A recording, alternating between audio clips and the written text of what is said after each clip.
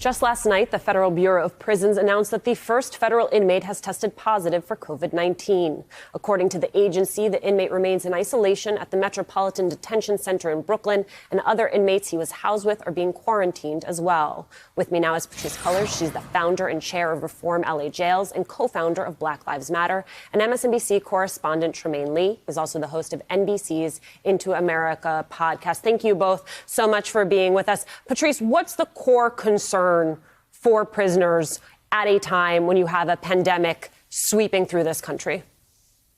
Thank you. Thanks for having me on. I think, the core concern for people who are incarcerated right now across the country is the lack of access to adequate health care that happened before COVID-19 broke out. And now that we're in this pandemic, the current lack of health care that will inevitably create the pandemic inside of prisons. And so that is a central issue that we should all be deeply concerned about.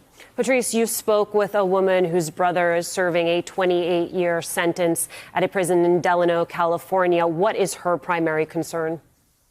That her brother is going to be impacted, that he is not going to be able to get home in the ways that he should, that he may, in fact, die inside that prison. Unfortunately, prisons are opaque. There's not a lot of transparency. And so while people are not allowed to visit their loved ones, we don't really know what's going on inside. Tremaine, the Wall Street Journal had some reporting on this. I want to read it to you. There have been no reported major outbreaks yet, but experts fear the coronavirus could overwhelm correctional facilities, particularly because there are more inmates than ever in the older demographic that it is at greater risk.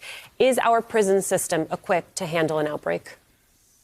Certainly not. When you think about our prison population, 2.2 million people, the United States is the leading jailer across the entire world. And with prisoners spread across the country in kind of a vast network of facilities, many like Rikers Island, which people have been complaining about for a very long time and have pushed the city to erect plans to actually shut it down. We say that there has been no major outbreak, but the number in New York City went from 1 to now we have dozens, including people who are jailed as well as correctional officers. And so once any kind of disease or infection gets into these spaces with an already aging population, folks who are already coming from marginalized communities, what we're looking at, quite frankly, could be a nightmare. Hey there, I'm Chris Hayes from MSNBC. Thanks for watching MSNBC on YouTube. If you want to keep up to date with the videos we're putting out, you can click subscribe just below me or click over on this list to see lots of other great videos.